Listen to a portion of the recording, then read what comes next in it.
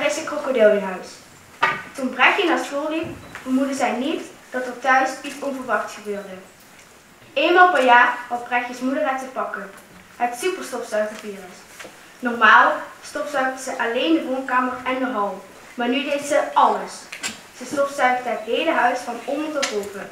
En zelfs de plafonds en de muur. Het was een of andere vreemde drang die opeens als jeuk bij haar opkwam. Die drang was zo sterk dat ze zelfs vergat om te gaan winkelen. Ze had alle kamers al gehad, alleen Brechtjes kamer nog niet. Ze opende de deur van Brechtjes kamer en reed de stofzuiger naar binnen. Ze duwde de stekker in het stopcontact en begon meteen alle hoeken te stofzuigen. Daarna zocht ze onder het bureau en achter Brechtjes boekenkast. Het ging goed. Totdat Brechtjes moeder de stofzuiger onder het bed duwde. Onder het bed lag Gilbert te slapen. Hij werd wakker toen de stofzuiger tegen zijn snuit stootte. Meteen klemde hij zijn kaken om de stang. Hap! Wat is dat nu? Zei Brechtjes moeder. Ze kreeg geen beweging meer in de stang. Ze gaf een ruk aan, maar de stang gaf niet mee. Ze werd kwaad. Stom ding, wil je eens luisteren? Uit alle macht rukte ze aan de stang. Door het gebrom van de stofzuiger hoorde ze het gegrom niet dat onder het bed vandaan kwam. Met haar hele gewicht ging ze aan de stofzuigerstang hangen. Er kwam beweging in. Haha, denk maar niet dat je van mij kunt winnen, riep Brechtjes moeder. Beetje bij beetje trok ze de stang naar zich toe. Tegelijk met de stang kwam Gilbert onder het bed vandaan. Zijn kaken zaten nog steeds aan een bankschroef om de stang. De ogen van Brechtjes moeder rolden bijna uit haar hoofd toen ze Gilbert zag. En zelf rolde ze achterover toen de stang losschoot uit Gilberts kaken. Een krokodil, riep Brechtjes moeder. Help, er is een krokodil in huis. Hij wil me opvreten. Om 4 uur kwam Brechtje thuis uit school. Ze maakte een kopje thee voor oma en voor zichzelf. Oma keek naar een cowboyfilm op de televisie. Kom op, geef ze ervan langs, riep ze. Brechtje zette de thee voor haar neer. Nog iets gebeurd, oma? Oma keek opzij en glimlachte. Je moeder is vandaag niet gaan winkelen. Ze had de stofzuigziekte, zei oma. En ze keken naar de televisie. Zie je die kerel daar? Dat is Kit Kolen. Jan Dorie, wat kan die vent schieten?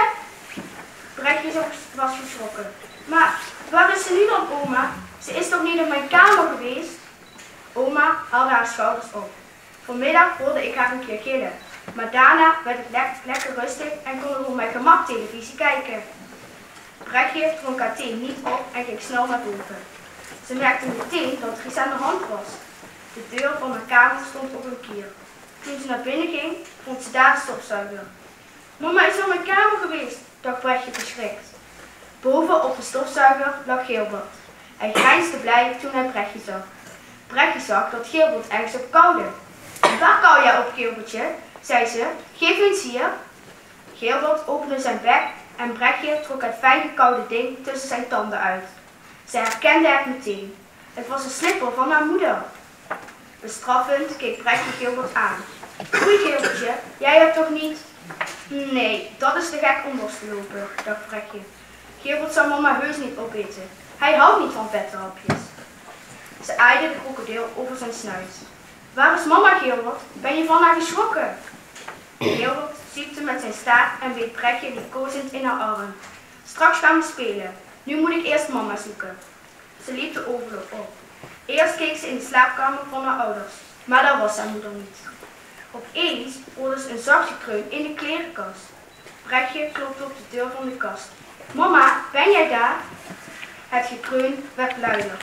Brechtje trok de deur open en haar moeder rolde naar buiten. Ze had zichzelf verstopt in de kast en daar een paar uur gezeten. Met wilde ogen keek ze Brechtje aan. Er zit een krokodil onder je bed, hijgde ze. Een monster, hij wil me opvreten. Brechtje schudde hard haar hoofd. Gilbert zou nooit iemand opeten, daar is hij veel te lief voor. Brechtjes moeder keek haar verbijsterd aan. Wil jij zeggen dat dat stomme beest van jou is?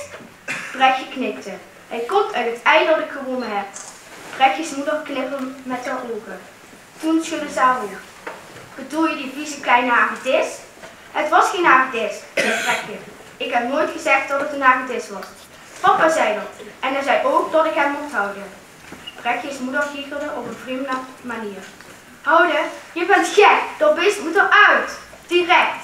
Denk je dat ik met een krokodil onder 1 dak wil slapen? Ze stond op en liep snel naar de telefoon die op het nachtkastje stond. Wat ga je doen? Zei Brechtje. Gerbert is van mij, hij is mijn beste vriend. Haar moeder pakte de horen van de haak. Niks mee te maken, dat monster moet weg. Ik ga je vader bellen, en nu.